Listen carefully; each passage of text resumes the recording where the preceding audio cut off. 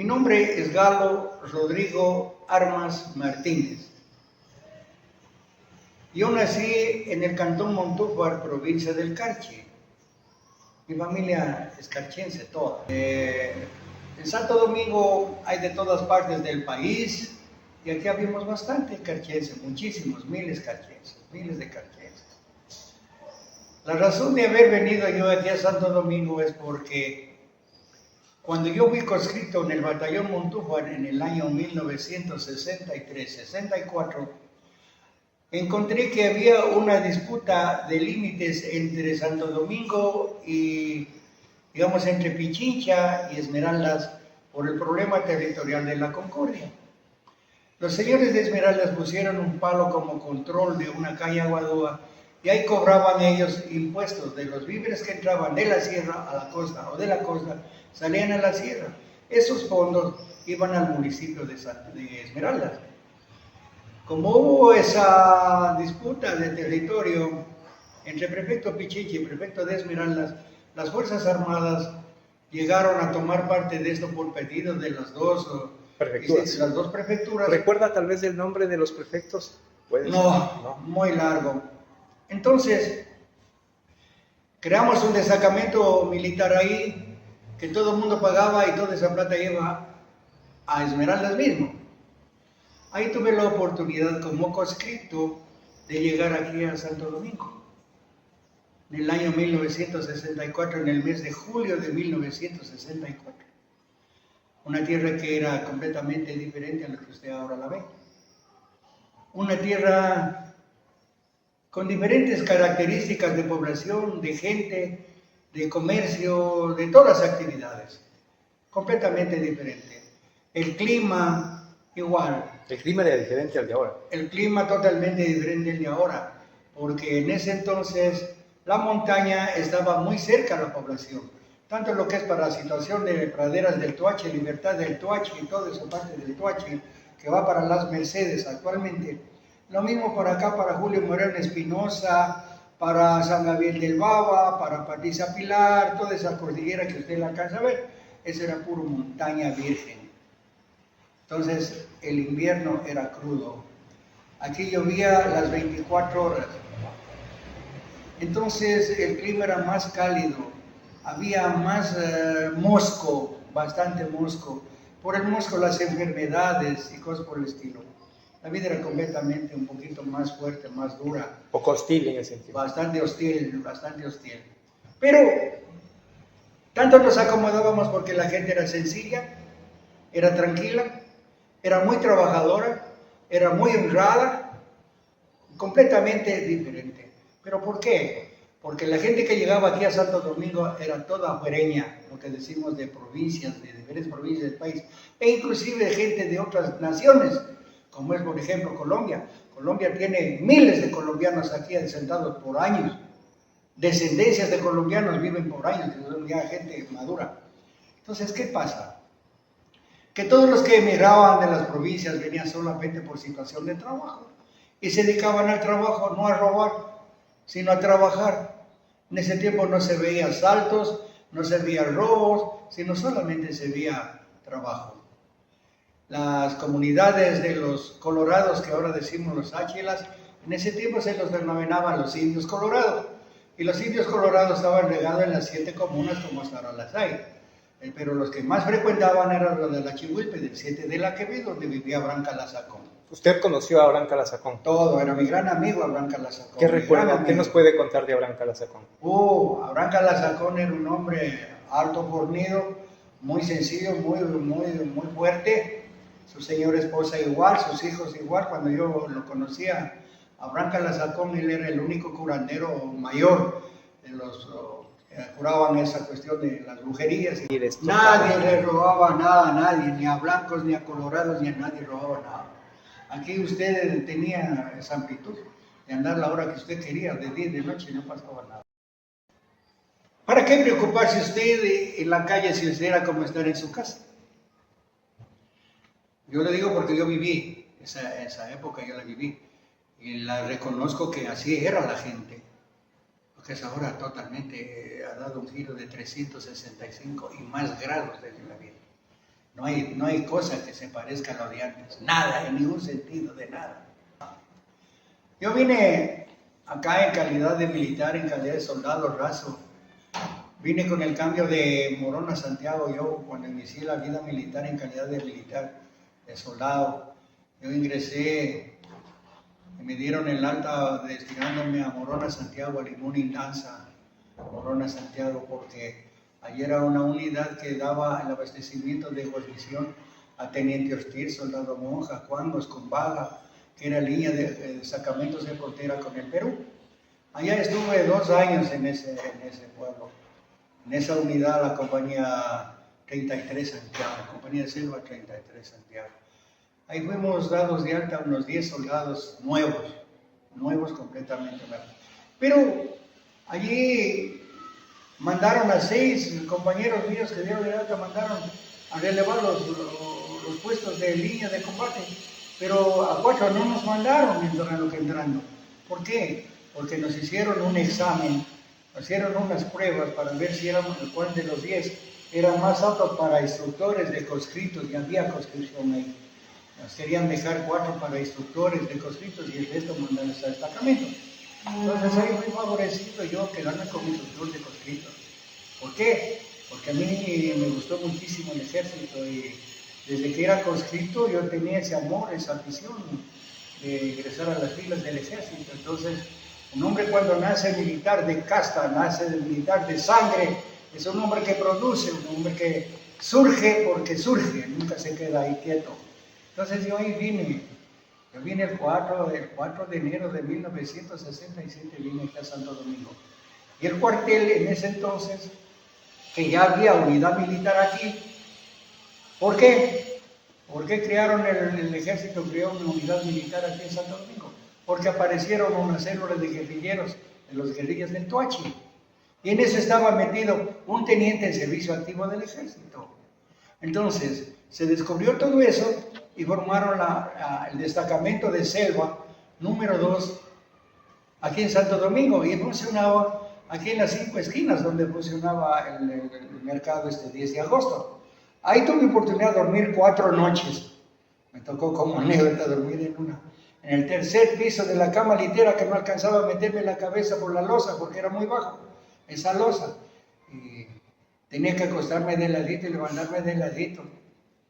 Anécdotas de uno, pero la situación muy elegante, muy bonita. De ahí pasamos a vivir aquí donde es el Hotel Oro Verde, o Ciudad Verde, Oro Verde, aquí al lado del Hotel Siesta. Ahí arrendaba el ejército, el Ministerio de Defensa, arrendaba esa casa, ahí permanecimos. Ahí permanecimos el año 67, 68, 69. Pero de ahí buscaban y se iba descentando, agrandándose más la unidad militar y automáticamente ya buscaban terrenos para poder ampliar una unidad. Y así fue la situación que un gringo había sido dueño de 50 hectáreas ahí en el área de Chihuilpe, donde los tanques de combustible.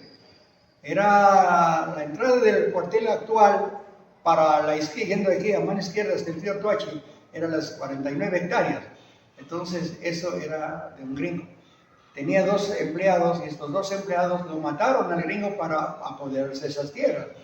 Pero lo mataron al gringo. Como el gringo no había quien lo reconozca, quien lo reclame, ahí quedó fresco. Pero resulta que entre los 2 trabajadores hubo una mala repartición, el uno más ambicioso que el otro. Entonces por ahí el uno se resintió, vino y informó al ejército que eso pasaba. Tomó casi el asunto el Ministerio de Defensa y nosotros los militares ya nos pusimos de acuerdo a las leyes en Quito que hicieron, nos dijeron que nos hagamos cargo de esa área, a controlar, a cuidar. Y como nos indemnizaron en calidad de trabajadores, los 2 trabajadores que mataron al gringo, esos desaparecieron porque comenzaron a investigar que esos fueron los que lo mataron al gringo. Desaparecieron y quedó todo fresco. El ejército quedó ya con esa área en propiedad. Esa situación, si no más recuerdo, el gringo Smith, el dueño de esa finca que lo mataron los trabajadores, que decía que el mal les pagaba, mal los trataba el gringo, y por eso tomaron esa actitud según ellos manifestaban. Bueno, nosotros comenzamos a trabajar ahí en el año 69 en Chihuilpe, ya las unidades de militares con mayor campo de hospedaje, porque íbamos creciendo poco a poco. Aquí, como repito, iniciamos 30 hombres, ese destacamento, y luego después éramos 70 y así fue surgiendo, progresando numéricamente, tanto en personal de oficiales como en tropa. ¿Y qué pasó? Que el primero de enero de 1970 nos pasamos la unidad militar a vivir a Chihuilpe. Pero ya era una unidad de 70 hombres. Y en el transcurso del tiempo resulta que el destacamento de Selva ya no era destacamento, ya era un escuadrón.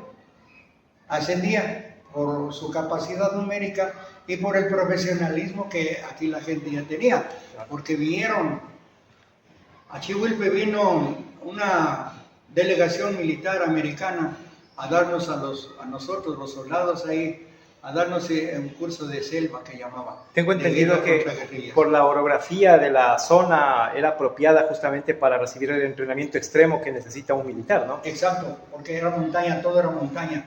Entonces la instrucción militar nosotros la hacíamos todo fuera de la ciudad, puro montaña, porque era de guerra contra supervivencia. Supervivencia, todo. Era guerra de contraguerrillas. Entonces ahí hicimos un curso de selva que llamaban. Después de 6 meses vinieron viendo que daba fruto esos cursos con los americanos, en intercambio militar, porque militares ecuatorianos iban allá y militares americanos venían acá. A los 6 meses de eso nos dieron un curso de tigres que llamaban, también acá, guerra contra guerrillas. Ese curso de selva, como el curso de tigres, es algo similar al curso de comandos que actualmente tienen las Fuerzas Armadas aquí, que ya tenían creado en especiales que funcionaba en Quito, la Escuela de Comandos Paracaidistas. Pero como no pertenecíamos allá a estas unidades, sino al Ministerio de Defensa, nos dieron ese tipo de instrucción de guerra contra guerrillas, aparte de la Escuela de Paracaidistas. Bueno, nosotros como militares teníamos una misión de combatir las guerrillas que fueron creadas aquí. Y la técnica o táctica militar dice que el guerrillero debe tomarse confianza con el pueblo, para que el pueblo le ayude en supervivencia, que le ayude en información, contrainformación y que le ayude a hospedajes y cosas por el estilo. Hacerlo, familiarizarse el guerrillero con el pueblo. Entonces nosotros también, los militares, también teníamos la misma misión, ganarle al guerrillero lo que él quiere hacer, ganarle. Entonces nosotros con esa misión de táctica de escuela militar, de guerra contra guerrillas, tratamos de hacernos amigos del pueblo. Y ahí el pueblo comenzó a confiarse del militar y el militar a encariñarse con el pueblo. En ese entonces, aquí había gente muy capaz económicamente, muy respetuosa, o sea, muy buen elemento había en ese entonces. Es así que fue tan fácil acoplar ejército versus civiles, sabrémosle así, ¿cierto? Claro. Su pueblo. Fue fácil acoplarse porque lo que pedía el pueblo, nosotros ayudábamos, colaborábamos. ¿En qué colaborábamos? En las mingas. Pusimos el énfasis en las mingas. ¿Qué era la minga? Trabajar el soldado con el pico, con la pala, con el hacha, con lo que diablo sea, machete, lo que quiera que sea, en beneficio del pueblo. Mejorando las veredas, las calles. Mejorando en especial lo que se dice, por ejemplo, el agua potable. El agua potable es hecho los soldados con toda la comunidad, nadie pagó nada. ¿En qué año fue eso del agua potable? Eso del agua potable más o menos fue en el año 72 por ahí, porque trajimos desde Chihuilpe, de arriba de Chihuilpe, trajimos hasta acá. Y ahí, por ejemplo, participaba ¿quién? Los soldados. Y nos daban tramos. Un tramo, por decirle, de 300 metros a hacer la excavación solo militares. Ahí también se organizó muy bien el pueblo, porque había gente muy capaz como dirigentes. Yo recuerdo, por ejemplo, la señora Clemencia Rodríguez de Mora, papá de los doctores Mora, el ingeniero Mora, que están hasta ahora los hijos. Ella era la presidenta de la Asociación de Carchenses Residentes en Santo Domingo. Entonces ella dijo, denme un tramo. Le dieron un tramo subiendo de entrada de Chihuilpe hasta acá arriba, hasta la casa que es de los Ramia. Y dijo, ahora, como somos carchenses, denme doble. ¿Por qué? Porque ella sabía que los carchenses éramos capaces de hacer lo que debíamos hacer. Pero sin embargo, no fue solamente la asociación de carquenses, aquí había la asociación de lojanos, había la asociación de colombianos, había algunas asociaciones manavitas. Entonces, ¿qué pasa? Que así se hacía comunidad, se trabajaba mancomunadamente con el pueblo. En ese entonces, por ejemplo, había la Cooperativa de Electrificación Rural Santo Domingo Limitada. Eran unas plantas eléctricas que funcionaban ahí en la entrada del Toachi, a diésel. Eso no repartía, pero eso pertenecía a la Cooperativa de Electrificación Santo Domingo Limitada. Y en el tiempo de Vaca, Raúl Vaca, fue que era ministro de no sé qué, pasó a pertenecer a INESEP. Le digo yo que era una vida totalmente diferente en ese entonces entre autoridades y instituciones seccionales de aquí, como son las asociaciones de asociación de provincias, de Loja, del Canchi, de Manabí, de Colombiano. Ellos participaban con el municipio, organizaban en conjunto, dialogaban, a ver, los carquenses, ¿en qué van a participar? Tal cosa, y así sucesivamente. Entonces el pueblo participaba a las fiestas directamente. Pero cada quien hacía su representación, digamos, de su tierra. Exacto, y habían desfiles quizá, me supongo. Claro. Ejemplo, yo pertenecía a la Asociación de Carquenses. Doña Clemencia de Mora, una persona, como repito, muy entusiasta, muy líder, muy capaz en todo sentido, y que todo el mundo le obedecíamos lo que ella decía. Colaborábamos 100%, y igual con nosotros. Éramos un puño de carquenses, que cada cual tenía que tratar de sobresalir a como dé lugar, ser mejor que el lojano, ser mejor que el sorangueño, ser mejor que el manavite, y hacerlo a tiempo competencia. Entonces, ¿qué pasa? Que las cosas salían muy bonitas. Participaba todo el pueblo, longo, cholo, indio, negro, todo el mundo participaba. Ahora totalmente es diferente, totalmente es distinto, ¿no es cierto? Ahí, por ejemplo, una asociación participaba con una chica de candidata reina de Santo Domingo. Y era la bronca y las peleas porque la gane la de uno, la que representa a uno. O instituciones fuertes. Yo recuerdo había instituciones, la Fabril, o sea, algunas instituciones que eran nombradas aquí, ponían sus representantes para reinas. Y participábamos todo el mundo bien. Todo el mundo se divertía y sanamente. Sanamente, que era lo importante.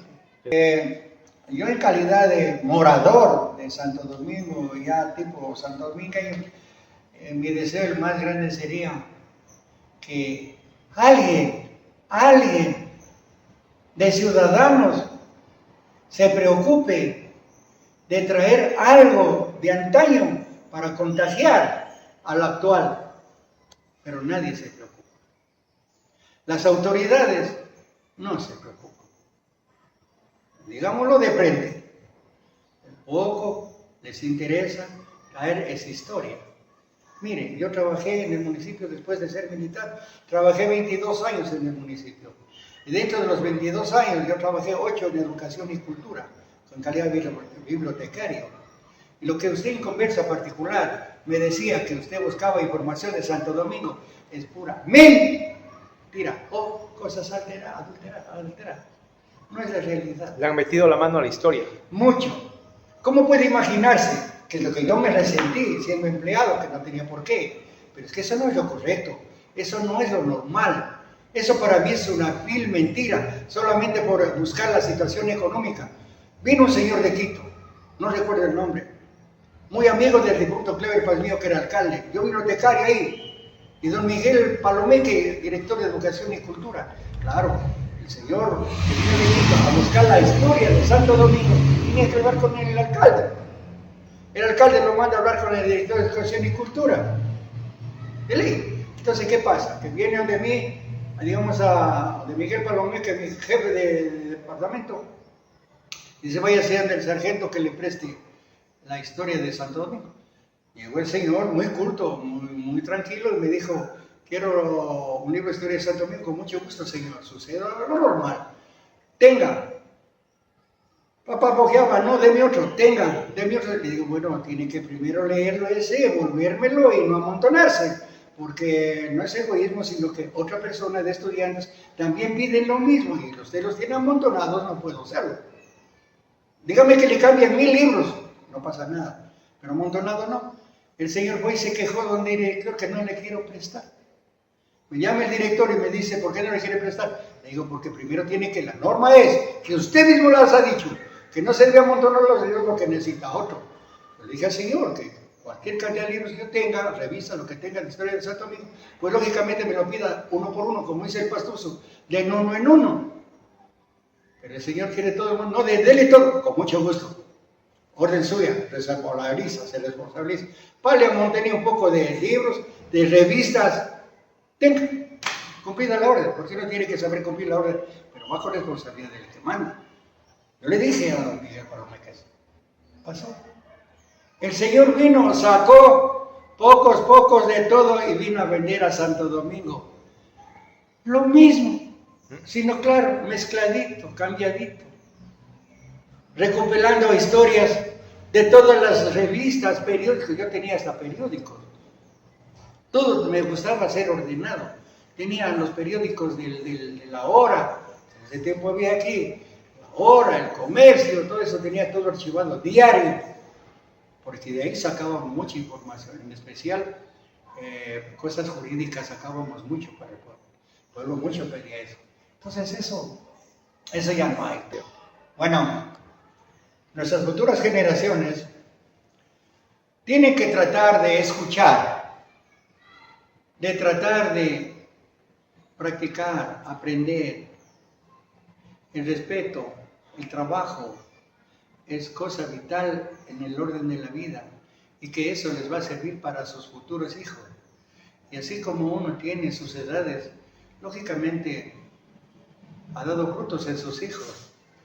Y el criterio de los viejos es que el hijo le supere al padre, porque para eso se les da educación, para eso les da las facilidades. Antes no teníamos esas facilidades, uno tenía que trabajar para estudiar, uno tenía que trabajar en todo sentido, ahora no, ahora se les da esa facilidad que estudien, pero pongan énfasis, jóvenes del futuro, pongan énfasis, escuchen a sus padres.